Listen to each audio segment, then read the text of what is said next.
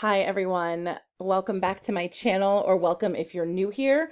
This is A Life Well Spent. My name is Kelly, and on this channel, I'm documenting my financial journey. I'm trying to build a community here where we talk about money, we talk about our lives, and the ways in which we are using the money that we make or the money that we have to spend our lives well, if you will. That's the goal, right? The goal is to live our lives on our own terms and to do that in the most, efficient way possible. And the first step of that is taking control of our money, taking control of our finances, and make sure that we are living life on a budget. Because I don't think you can do any of that without a budget unless you are just a bajillionaire and you make more money than you can spend like while you're sleeping. Which that's not me. That's not most of us, right? So anyway, so yeah, the idea, take control of our money, take control of our finances, be very intentional with our spending so that we are spending our lives and our money the way that we want to spend them. So if that sounds something, do you like that? If that sounds like something interesting to you, I'd love to have you subscribe. I do update regularly. And I'm starting out really just doing kind of budgets where I'm doing, like, I'm showing you my personal budget. So my income is in there. I will show you what I spent. I may have a month like this month where you'll look at me like, oh my God. I mean, y'all, spoiler alert, I spent almost every dollar I made this month. Almost every single one. I think I had like 100 something left over, and that's it. And that is not typically the case for me. I usually have it under better regulation, but I did not.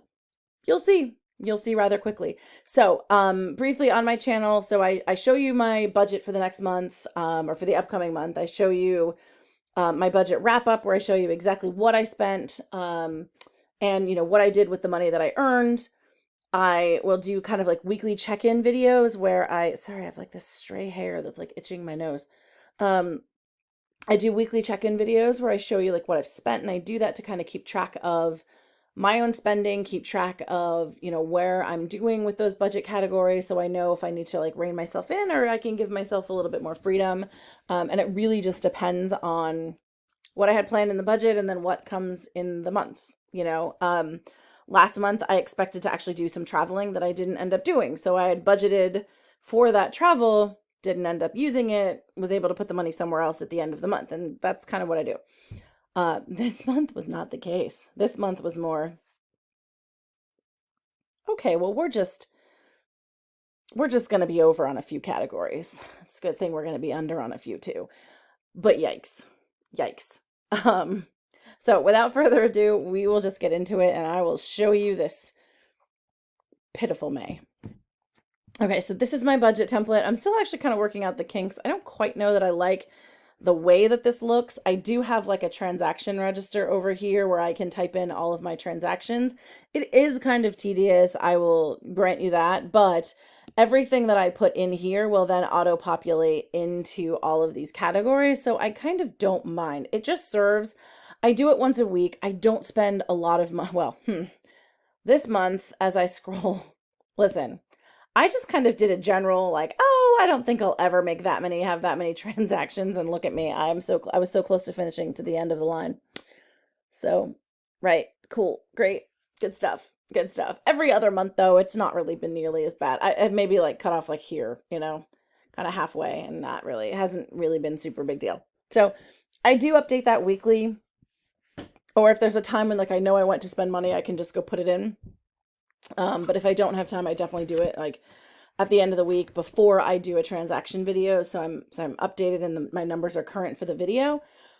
And to be honest, I don't mind doing it because I feel like when I physically input it in somewhere, I remember that I've spent the money and I know, you know, that I spent money, where I spent it, how much I spent, and all of that kind of stuff. So yeah, it does seem pretty tedious. And again, I'm actually, as a single person, I don't have to worry about like, you know, accounting for somebody else's expenditures. So I don't know if I'd want to keep doing that if I were married and, I was, accounting for both of our expenditures, because that might be annoying and tedious, or maybe I would really need to, now that I think about it. I think I probably would need to, because that would make it easier to keep everybody accountable so that everybody knows kind of where we're at. So like, for example, if there's, we have a certain amount of money in our grocery budget and I stop for groceries one night and, my spouse stops for groceries the other night, we may not know that the other one is spending money, but this way we would. So maybe I would have to keep doing that. Anyway, like I know I've spent money. I can forget on an occasion, but I can remember like, oh yeah, I did go to the grocery store like 3 days ago. Let me go find out how much that was.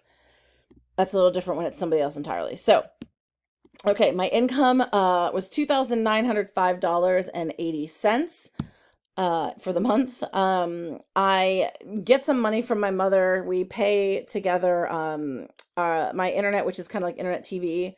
We split that. Well, we split the TV portion of that, and then the cell phone bill's in my name, but her line, she has an account on my bill, so she gives me money for that, and then she actually pays for my student loans, or rather my parents, but my mother is the one who physically sends the money to my bank account.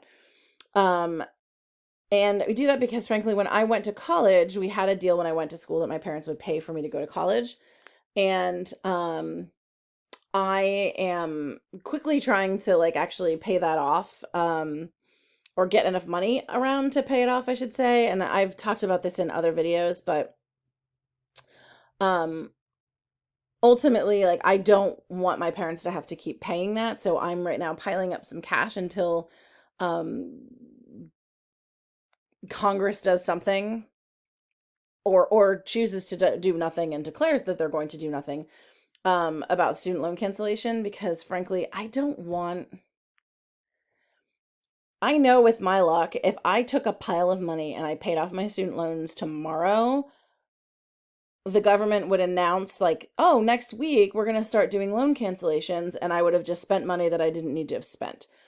So I'm holding off to kind of see like what happens there, but in the meantime, piling up the money for it so that like if it goes through, great. If only like $10,000 goes through, great. I'll chip away at the rest. Actually, I have enough to cover the rest if they give me 10,000. But if they give me nothing, then like, okay, I have the pile of money. So I'm gonna kind of test the waters out a little bit and wait that out a little bit. But in the meantime, we still make the monthly payment. My miscellaneous extra income, I kind of can't remember what that was. I think, oh, you know what? I think I bought, yeah, I bought dinner for somebody. Like they just put their stuff on my tab and gave me the cash for it. So that's what that is. Okay. So, my giving, I spent $10. The rest of it actually goes into a giving fund, but $10 comes out directly to, I think this one comes out to Planned Parenthood, or no, maybe it's Fair Fight. One of those comes directly out of here. Another one comes out of the sinking fund account, which is actually a separate checking account. My mortgage was $676.03, electric $37.24, natural gas $68.82, sewer $58. That's a flat rate. I'm paying that regardless. I'd pay that if I wasn't in my house all month long, so that's cool. Water $18.97. That's the minimum. That's a flat rated minimum, but then like, it's based on usage, and I hardly ever actually use that much beyond that. I did in May for June though. Like I'm gonna up that to about $25. I did it this year, or for May, to water my garden and stuff, and we actually ended up like, it rained so much and it was so cool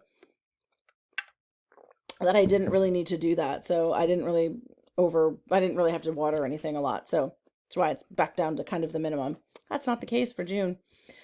Garbage, $15. I pay garbage. I pay for my garbage once a year, so I set the money aside into a sinking fund. My internet is $125. Cell phone $43.39. My groceries, I spent $141.32 on groceries. Some of that included some party stuff, so I'm okay with it. I was still a little under. That counts for something. $7.50 for a term life insurance policy. Gas, $61.09. And my life insurance policy is actually pretty. I feel like it's only like $25,000 or $50,000, which is nowhere near enough. But I don't have any dependents. So if I ever get to be in a situation where I have dependents, I will definitely be paying more for that because I will get more coverage. But right now, like, it'll cover funeral expenses or something. Although now that I think about it, I'm not sure who the beneficiary is on that. I should probably look into that.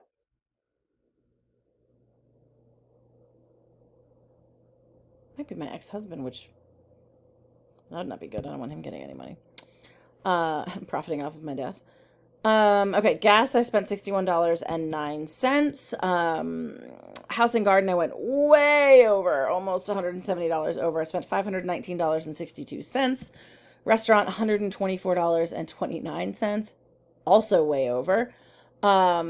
And personal, way over as well, $451.21. And miscellaneous, which is supposed to be my oopsie catch-all, also went over on that, $170.71. I told y'all it was brutal. It was gonna be bad. $200 went to my student loan payment. I put $50 into my car repair fund, so there's $521 in it now. I got rid of my admin certification fund because I paid for everything that I needed to pay for, and I had $37 left over, $37.57 left over, so I just zeroed out that account, and I actually moved that over to, I think, my cushion. Yeah, I put it right there into and added it into my cushion. Of course, took some out of my cushion, but you know. And so I did that kind of as a strike through. And I think what I may end up doing there is putting like a house repair fund in there instead. I think that's what I did for June. Nittany Lion Club, that's one of the things I donate to. That's $16. My garbage fund, I put the $15 in here. The rest of my giving money, so 16 of the 100 goes to Nittany Lion Club. 10 of it goes to Fair Fight. The rest of it comes in here, and I pay out of it from there based on expenses. And from here, I spent $115. I sent $105 to a friend of mine. She's raising money to run a marathon to support her father, who was diagnosed with pancreatic cancer. So I've actually known these folks since I was in college. Love them, love their family. I'm so just devastated this is happening to them because pancreatic cancer is no joke, y'all. That's a rough one. So I sent her, I wanted to do a $100 donation, but then, you know, they always ask you, like, do you want to donate the processing fee and stuff so the full 100 can go? So I did that. And then the other $10 went to Planned Parenthood. And there were no other giving opportunities this month that I really wanted to participate in that came my way. $59 for a car insurance fund. Let me back up here. Sorry. My garbage fund is up to $65.05. I pay that in December, so it's just going to keep going. Nittany Lion Club, $88. I pay that in January. My giving fund is down to $197.50. I'm okay with it. My car insurance fund, $59 goes in every month. I pay it twice a year, and so I just set the money aside. I'll have to pay it again in August. $391 is what's sitting in there right now.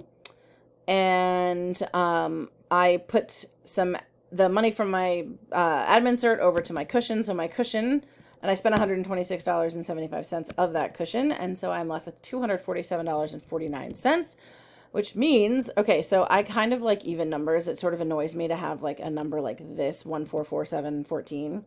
So I put in enough money into my mattress fund, because I need a new mattress and a new bed. Put enough money in there to make that an even $1,500, because I'm just weird like that. I don't even know that I plan on spending all of that, but I want that in there. And then that left $152.19 to put in my student loan fund, and that brings me down to zero. I do use a zero-based budget, which means as I'm budgeting, I make sure that all the money is set to go somewhere and do something so that by the end I have $0 left. Usually what happens at the end of my budgeting, I put money towards whatever my current money goal is. And for me right now, that's paying off that student loan. So I'm trying to pile up as much cash as possible to pay that student loan off. If my goal is to add to my emergency fund or to invest more or whatever, like all of the leftover money will end up going to that instead.